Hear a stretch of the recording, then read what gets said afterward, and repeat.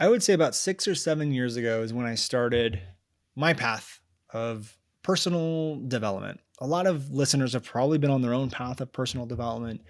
Mine got kicked off by going to a program called Landmark Forum, which I'm sure a lot of you guys are familiar with. I mean, in that workshop, that 3 days or however long it was, changed my life because it changed my perspective. It changed my perspective on communication.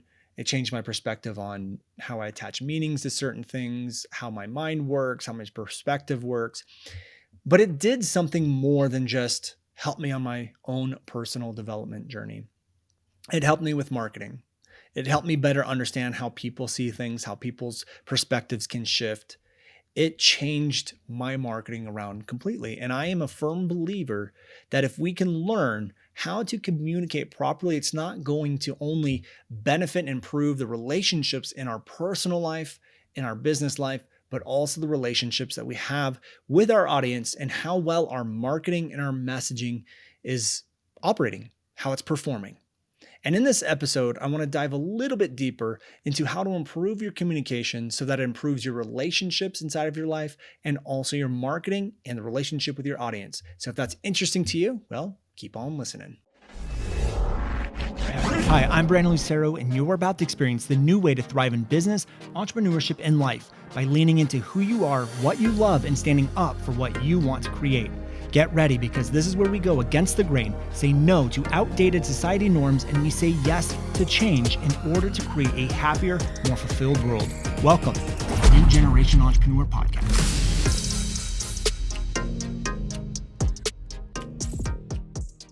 Hey everyone, welcome back to another episode of the New Generation Entrepreneur Podcast. I'm going to start this episode a little differently than what we've done in the past on past episodes. And I want to start by painting a scenario. And I want you to imagine an argument or a disagreement or perhaps even a fight that you've gotten in with your spouse, a family member, could be, sibling, or maybe even your kids. And if you're a parent, that's probably happening on a daily basis. You're probably not fights and stuff like that. Well, maybe it is fights. I don't know, but kids are not always the types of humans that tend to listen the first time you say something. So, no matter what the scenario is, go ahead and think about it now. Now, I want you to visualize, and this is like, think of a real actual scenario. Like, when was the last time you had an argument or a disagreement, or you got frustrated in a conversation with someone? And I want you to imagine that moment right now. Okay. Now, what I want you to do is look back on that conversation. And my question to you is, how much of that conversation was you trying to express your thoughts, your feelings, and your perspective instead of trying to understand where the other person was coming from and adjusting your communication based on them? Again, this could happen with your kids. This could happen with spouses, boyfriends, girlfriends, significant others, friends, family members. And if you're like most people, I'm willing to bet that most of the conversation was from your perspective, you explaining your side of it, you trying to be right instead of trying to understand where the other person was coming from and then creating a conversation from that point. And again, there's nothing to feel bad about. If you are, that's how most people carry conversations. And I believe that most of the suffering in this world, a lot of suffering, not the most, but a lot of suffering in this world comes from a lack of communication skills. Whether this be with your kids, with your spouses, with your family members, friends, I believe to my core that a lot of the suffering and problems in the world basically come down to a lack of communication skills. And this is the same thing with your messaging. And this is the same thing with your marketing. This is the same thing with your content. Is that it's not that you have the wrong niche. It's not that you have the wrong avatar. It's not that you're not a great salesperson.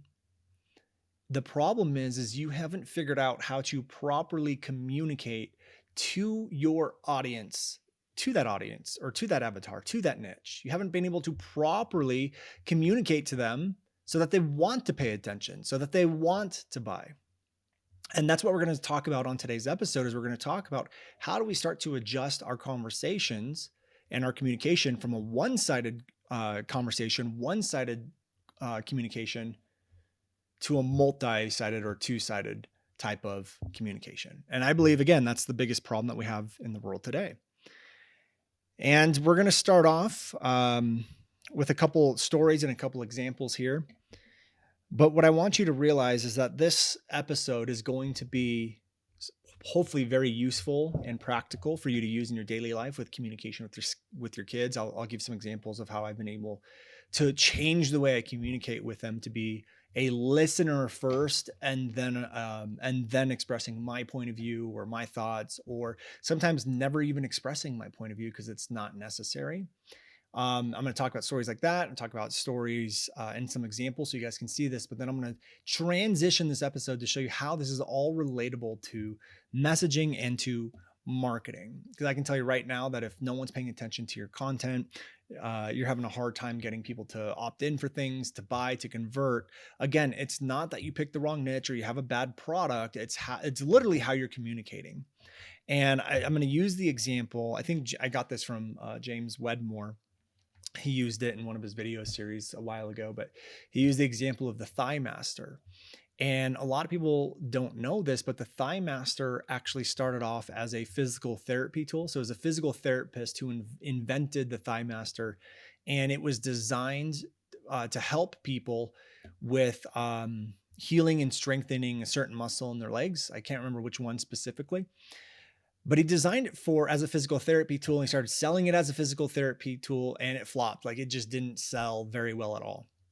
So then believe someone bought it from him, bought all the rights, bought the license, and not the license, but all the rights and stuff. And they bought the Thigh Master, and they completely rebranded it. So it's the same product, but they completely rebranded everything about the Thigh Master. They brought in Suzanne Summers as a spokesperson. They changed the solution of what it did. Basically, in other words, they changed the problem that it solved. So instead of solving this one specific problem that you would go in for physical therapy, it was more of a, I can't remember, was it toning your thighs or your butt or something? I don't remember, but but they changed the problem and they changed the communication around it.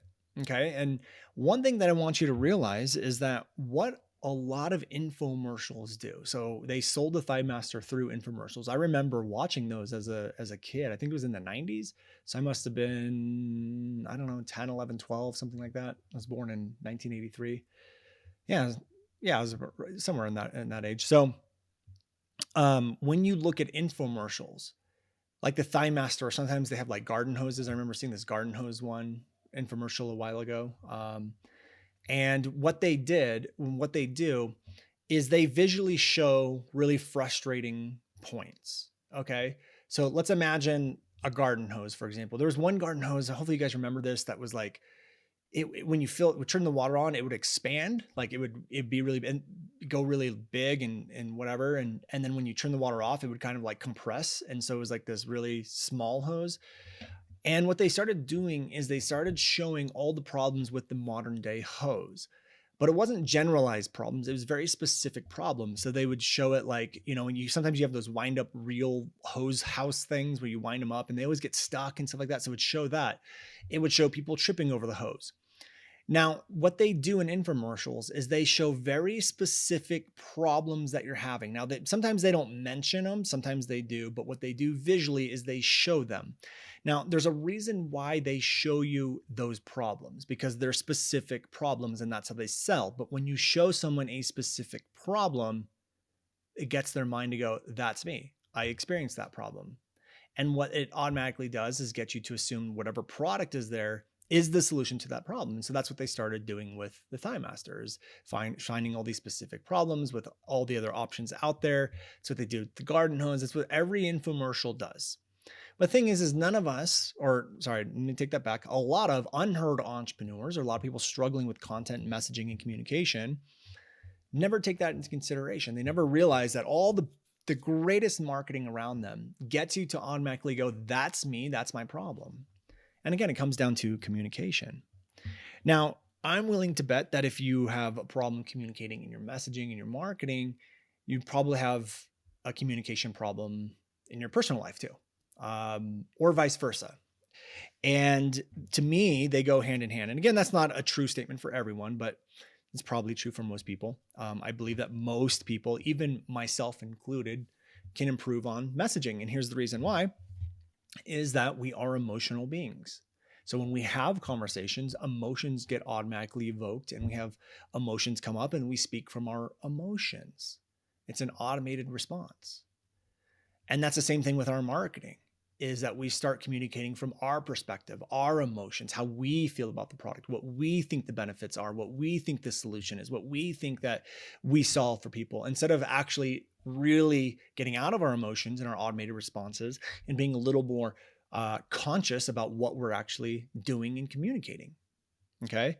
So the first thing that I want to talk about is we want to understand the first thing you should understand is that we want to feel heard as human beings. Human beings want to be heard. We want to share our stories. We want to share our emotions. We want to share what we're excited about.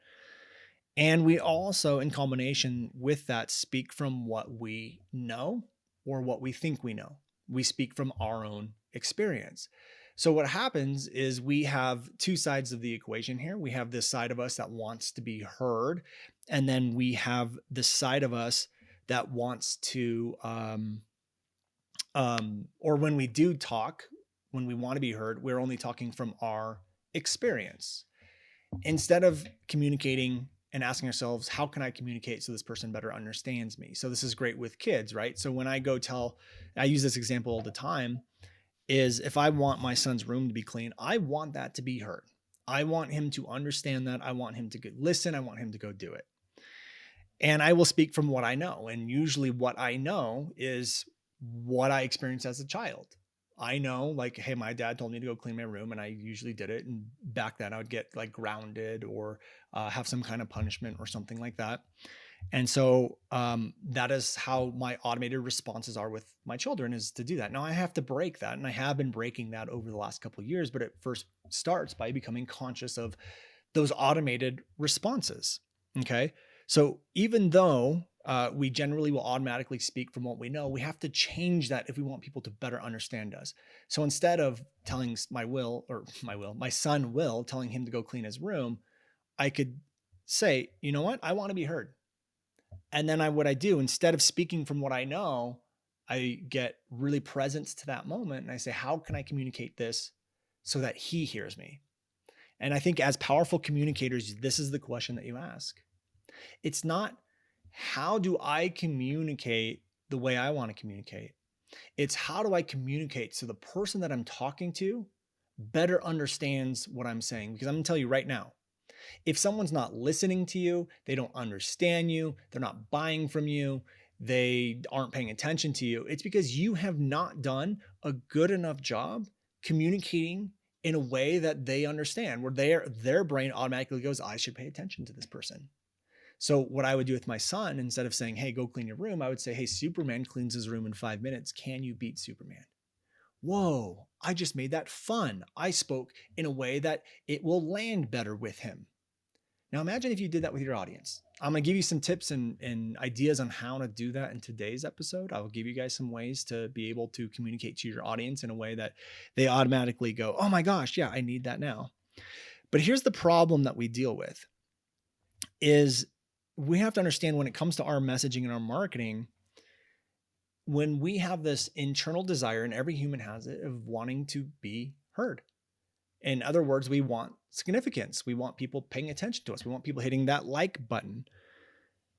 And we also want it to happen in the way we want it to happen. So we have this battle going on inside of our heads, but it doesn't normally happen that way. We have to speak from a place of service. And what I've found is, when it comes to marketing, and it comes from a place of even communicating with my wife or my son or my daughters, is when I come from a place of service versus significance. And significance would be getting that dopamine hit, that ego, the tonal, feeling like, okay, I'm getting more likes, I'm getting all of this. I want to feel heard. I'm feeling heard if I talk this way or, whatever.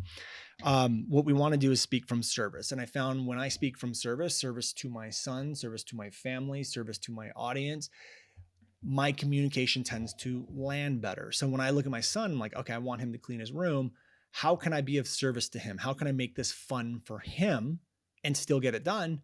Guess what? There's less fights. There's more connection happening with my children. There's more connection happening with my wife, and same thing with my audience. Is when I speak now, and even today, when I mapped out this episode, I'm looking at how I'm not looking at this episode going, how can I communicate in a way that makes me look really smart?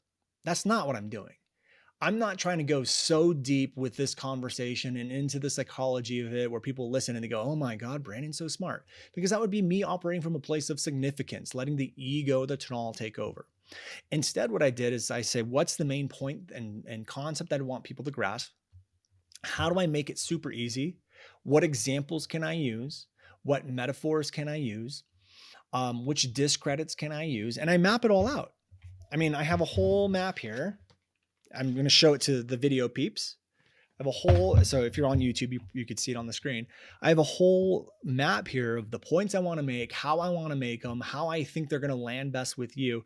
I'm literally altering my entire conversation in this episode so that it lands better for you. It's not about my significance. It's about how am I going to be best of service to you? Now, you might be sitting there going, well, Brandon, I get that. I understand that. I don't know how to change my communication. Well, guess what? You're in the right spot. This podcast has a ton of episodes all about messaging. In fact, we have a workshop coming up in the near future. We're going to spend 3 days going through a lot of this stuff with you, obviously, depending on when you're listening to this episode. We talk a lot about this inside of our program, New Generation Mastery. It is, you have to change the way you communicate, and it is hard if you don't know how to do it. But I do find that if you just ask yourself, become conscious of your automated responses, become present, and then just ask yourself, how can I communicate what I would need to communicate in a way that's going to land best for the specific person that I'm talking to? So for example, if I needed my wife to clean our room or whatever, which obviously would, I would never go to my wife and say, clean your room, but it is a theory-based example. I wouldn't go to her and say, hey, Jacqueline, Superman cleaned our room in 5 minutes. Can you beat Superman? Why? Because that style of communication wouldn't land for her. I would have to come up with a different way to do it. Maybe it's like, hey, do you mind cleaning the room today? I could really use the help. And tomorrow I'll do the dishes for you or something like that, right? It's more of like a trade-off and negotiation. It's more of expressing why I need her to do it, how it would be helpful to me, what I have going on.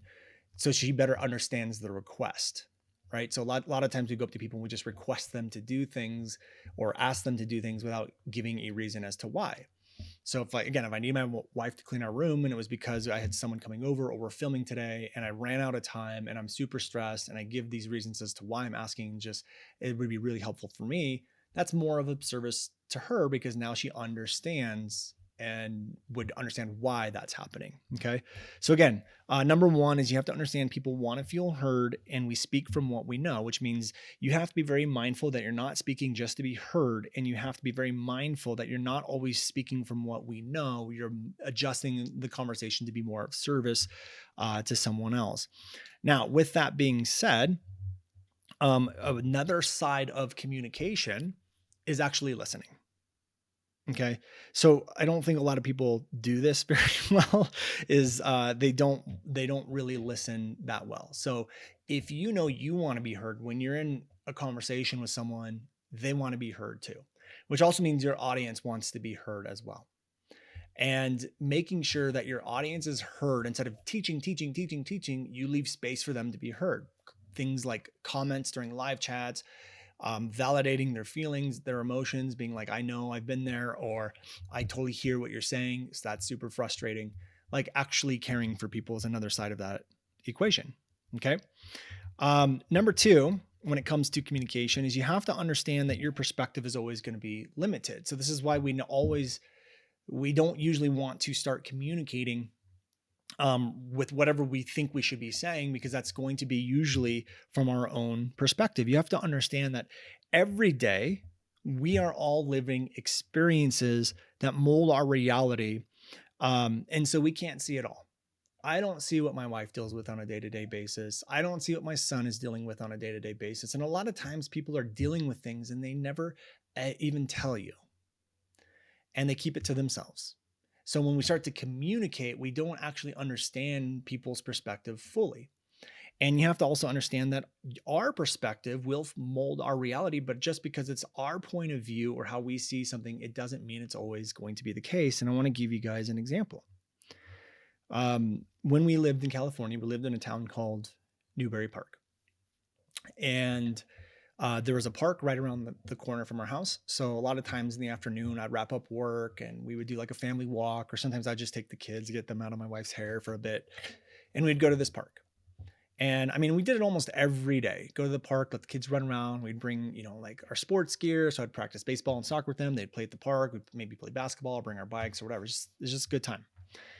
And I remember one day we couldn't spend a lot of time at the park. And so the kids were already a little bummed that we kind of had to leave a little bit early. And so if you're a parent, you understand this. Like some days your kids just get along amazingly. Like it's just smooth. Everything's like in flow. And then some days they're just at each other's throats. And so the day started off being really smooth. And then we got to the park and then it just feels like every little thing was an issue. So my son Will was at the park and he's playing basketball and I was playing with him. And then Lily wanted me to play soccer and they're both kind of arguing about who got to play with dad and we're trying to take turns. And he was getting irritated that I wasn't playing with him. And it just kind of escalated from there. And then eventually they got mad and Lily kind of hit his basketball and he freaked out and he started yelling at her and screaming at her. And in that moment, my automated normal response, speaking from what I know is that Will started yelling at his sister because she hit a ball. From my perspective, that was a big overreaction. That was like, dude, you shouldn't have done that. That's your little sister. All she did is hit the ball. We can go get the ball and bring it back. That was my perspective. I didn't say that to him, but that was my perspective. So I decided at that moment, I'm not going to speak from what I know. And we just said, Jacqueline and I said, okay, it's time to go back home. We're going to go home. We're going to get some dinner and we're leaving. And that made him escalate to a whole nother level. So I told Jacqueline, I'm like, just go home. I'll handle Will. And so she took the girls and I decided, you know what? My perspective is limited. I want to understand what's going on with him. I want him to feel heard. So what I did is I said, Will, tell me what you're feeling. What's really going on? And he just started screaming, I'm mad. I'm mad at you. I'm mad at Lily. And I said, that's fine. Go ahead and feel mad. I hear you.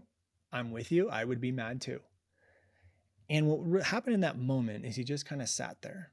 And I said, look, if you need to punch something, punch my hand. I held my hand up and he didn't want to punch my hand. So I said, feel the emotions, feel angry. I'll sit with you while you're doing that. And then he started to calm down. And I looked at him and I said, Will, you can be mad at me all you want. Totally fine. I'm okay with you feeling mad at me. You can be as mad as you want, and I'm going to love you always. I'm going to love you as much as I do now. I'm going to love you probably more as we spend more time together. You are my son, and I love you, and you can be angry and hate me all you want, but I'm just going to show up and just love you. And he looks at me, and he comes and gives me a big hug, and he starts crying. And in that moment, he lost all of his anger. He completely switched his emotional state. He completely switched and because he felt heard. And I did exactly what I'm telling you guys to do. Understand that your perspective is limited and know that people want to feel heard and that we always speak from what we know. But if you give people a chance to explain instead of you communicating your perspective, it will completely change the way your perspective sits. So then I asked him, well, what's really going on?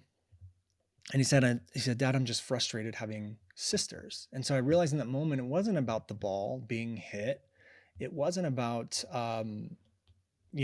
what his sister did in that moment. It was the fact that he has two sisters and he's always having to bend to his sisters or having to play differently because of his sisters. And sometimes he just wants to wrestle and things like that. So he started to explain. And he told me, he's like, Dad, you don't understand because you've never had a sister.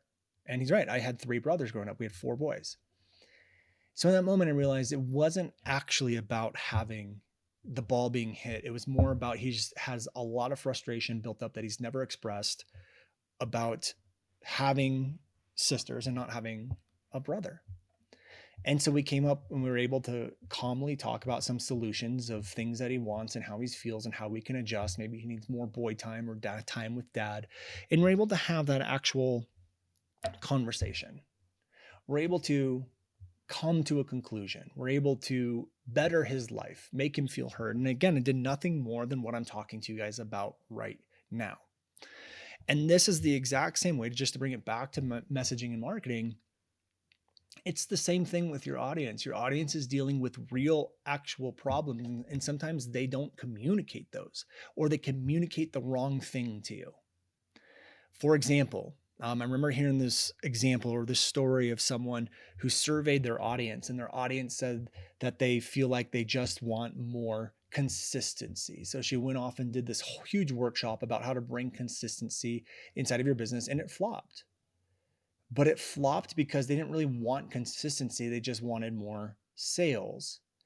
So when we're able to fix our communication, we're able to actually hear people, look at those experiences, our messaging and our marketing goes through the roof. So I told you that story about Will, but imagine if you had conversations like that with students, or you looked at your own experience and realized that people are going to be going through the same thing you went through, and you instead of communicating, here's how I help you and here's what you need to do, just having content that validated emotions, focus on connecting, focus on diagnosing, which we'll talk about later, it can completely shift your messaging and your marketing.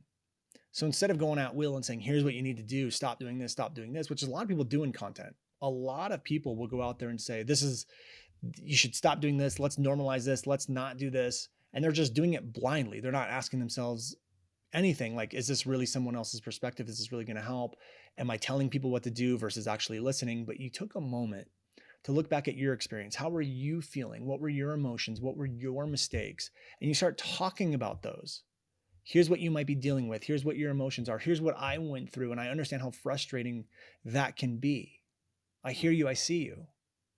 In order to fix it, maybe try this. Simple communication tweaks in our content, in our messaging, that aren't from our perspective can literally shift everything. Now let's move on to the next thing. Next thing is validating. So even if you aren't going to use this in your marketing, your messaging, I think validating is huge, especially if you're a coach. You have to understand, if you're a coach, your job isn't to tell people what to do. Your job is to build rapport. Your job is to open up things that they may not have seen. Your job is to make them to feel safe and comfortable. Your job is to help them see things that they haven't seen. Validation is one of the best ways to do that. So when I had that situation with Will at the park, the first thing that I did was validate his emotions. I understand that, Will. I understand that, bud. And you know what? I never saw it before. That can be very frustrating. And what that does is it starts to build rapport.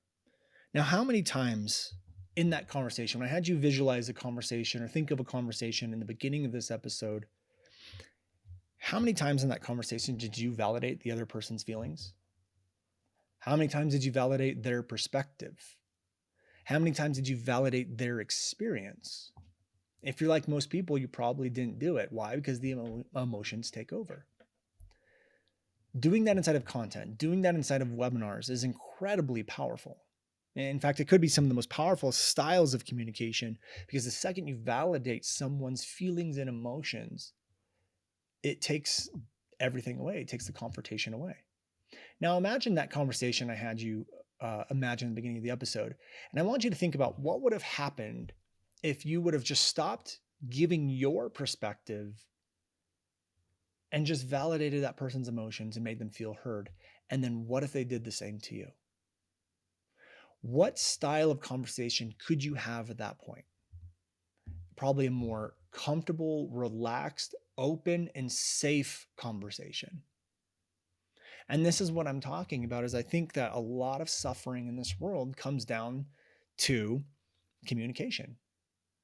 We get so wrapped up in our emotions that we don't make the other person feel heard. We don't really want their perspective. We want to feel heard first.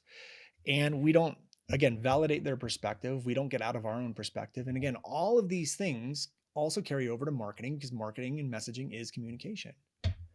If you can fix your communication, you can fix relationships, you can bring more peace to yourself, you can to your interstate, to your household, you can connect better with your audience, you can reel people into your ecosystem a lot easier.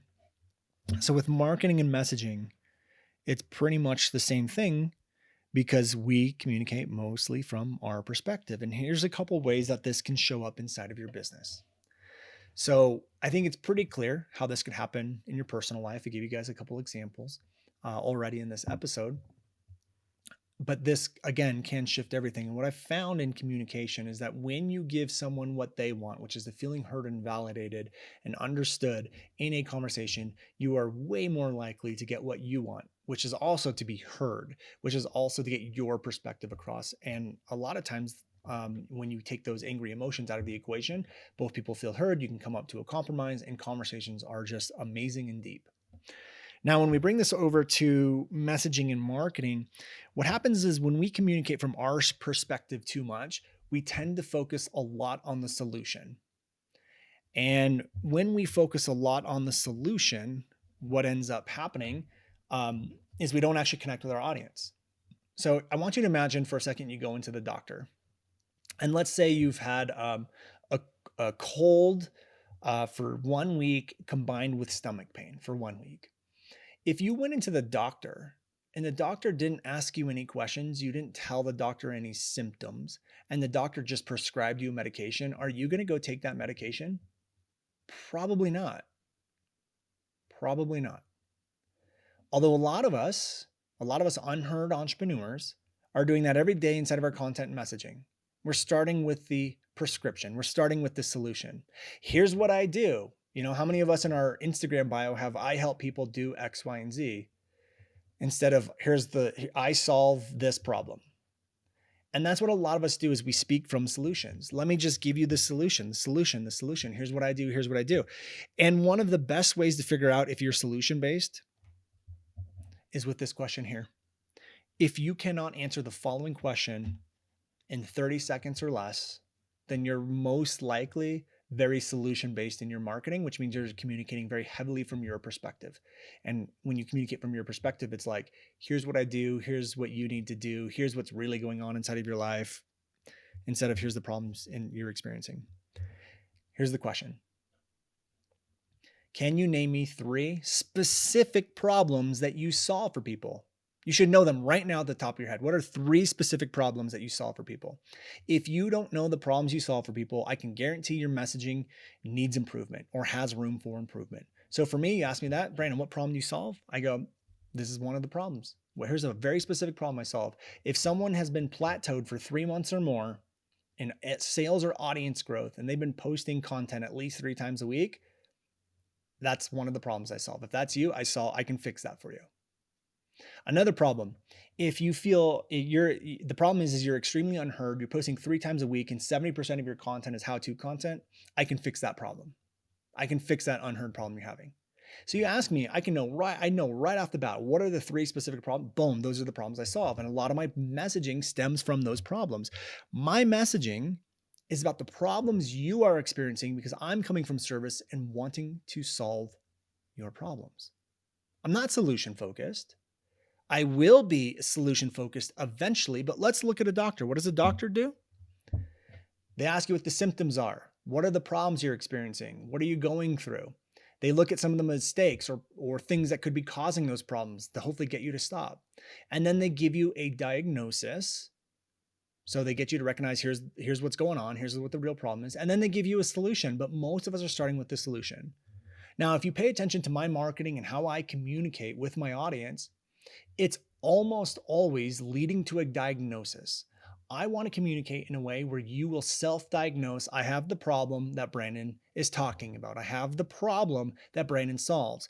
You know what happens when my audience gets to a place where they self-diagnose? I have the problem that Brandon solves. I created demand. They want to work with me. They don't even know what the solution is. We have people go through our launches all the time and they just say, I want in. And I've never revealed the offer. They have no idea if it's a one-on-one call. They don't have no idea if it's a course. They have no idea if it's a coaching program. They have no idea if it's a service. They just know that they want it. Why? Because I'm able to get them to self-diagnose that they have the problem that I solve. Why? Because my communication came from a place of service. It came from your perspective, not mine. And again, that lesson alone can solve so many problems in the world. It can solve issues that you might have with kids, spouses, friends, parents, whatever it is. It can solve all of that. If you're really heavily focused on benefits first, again, you might be communicating from your perspective a little bit more. And the main reason why is because benefits are tied into solutions. They're not focused on problems that someone's experiencing, emotions that someone's experiencing, mistakes they're making that cause those problems. Benefits come in later in our messaging. Next one is if you speak in generalizations, you're probably communicating a little bit more from your perspective and not the actual person's perspective, because when you speak in generalizations, it means you're not really specific on who you want to target or what they're dealing with or what you solve, which means you're not paying attention to them specifically. The next one is if you explain why they need something or why they should do something instead of persuading, you're probably communicating more from your perspective. So the more you understand someone's situation, the more they're going to connect by and resonate with you. And I want you to understand that. Like if I was going to take any quotable from this episode, it's this: the more or the better you understand someone and their situation and their problem, the more they're going to like you, connect with you, and want to buy from you. Again, let's go back to that doctor example. If you go into the doctor and they see you walking through the door and they prescribe you something, they give you the solution, are you going to do it? Are you going to take their solution? Probably not, because you have no idea if they even understand what you're dealing with. But let's go back to that example again. If you walked into the doctor and you've been dealing with a cold combined with stomach pain for a week, and that doctor looked at you and said, let me guess, you've had a cold for 6 days or more, and you probably have stomach pain associated with it. Is that what you have right now? And you go, oh my God, yes. Now, how likely are you to trust that doctor, to take their prescription, to listen to them?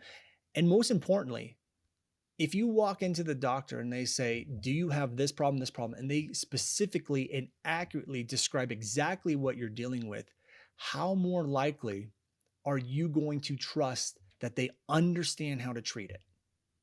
Probably a lot. It's the same thing with your marketing. It's the same thing with your messaging. The more and the better you understand the exact problem and the people who have that problem, the more you understand someone's specific situation, the more likely they are to trust, connect, and want to buy from you. So let's look what a doctor does. Sometimes they ask you the symptoms, but let's imagine they just said and asked you, are you dealing with this, this, and this? Oh, that is this. And they diagnose you with, I don't know, virus A or whatever. Let's just call it virus A. You're going to self-diagnose, oh my gosh, I have virus A. Because how else would the doctor know the specific symptoms? They wouldn't, unless they've been treating that. And so you're just going to trust them that you have that and that they have the diagnosis, or sorry, they just diagnosed you, so they would have the solution. They would know exactly what happens. If that is how doctors work, why are we not doing the same thing? Doctors solve problems, you solve problems. Why are we not following the same thing? And again, this is a process we take you through inside of New Generation Mastery. So if you're an NGM student, this is why we have you fill out your specific worksheet, your specific guides, your element guides. This is why we have a whole section on diagnosis and common enemies, because of this right here. You have to understand communication is not about being one-sided. It's not about your significance. It's not about your perspective, because your perspective is limited. It's about truly caring and understanding what the other person is dealing with, showing them that. And I promise you that if you're able to get out of your emotions, validate, listen, understand that your perspective is limited and you want to truly understand theirs, you want to make them feel heard, and you stop speaking from what you know and actually look at what they know, it will, number one, allow you to figure out how to maneuver the conversation better. It will allow you to make them feel validated. And once they feel validated and heard and safe, the space that will open up for you to be able to communicate your side of it will open up tenfold. Things like compromises can happen, more compassion and love can happen, and beautiful relationships can develop. Even if you have a beautiful relationship now, I promise you this will take it to a whole nother level. But when we do the same thing with our messaging, our marketing, and our content, and you make them feel heard, you better understand them, the amount of trust that your audience has in your ability to solve their problem goes through the roof. And there's not a lot of people talking about this. There's not a lot of people teaching it. There's not a lot of people, even a lot of messaging experts out there that are not even talking about any of this stuff because they're so focused on surveys and trigger words and a lot of that stuff. And although sometimes that stuff can work, I promise you, the more you make your audience feel heard, or the more you communicate to them that you understand their problem by using specific language, specific problems, specific pain, specific mistakes, the more trust and rapport you're going to get. And again, knowing this, I want you to go back and look at my workshops, attend them. We have one coming up. Attend them. Look at my messaging, look at my marketing.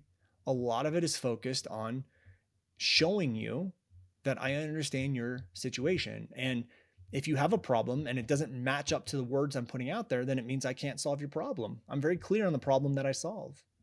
And so all I want to do is lead with that stuff so that it attracts the person who has the problem that I solve. That alone can change your marketing, change your messaging. All right. So with that said, we're going to wrap this episode up.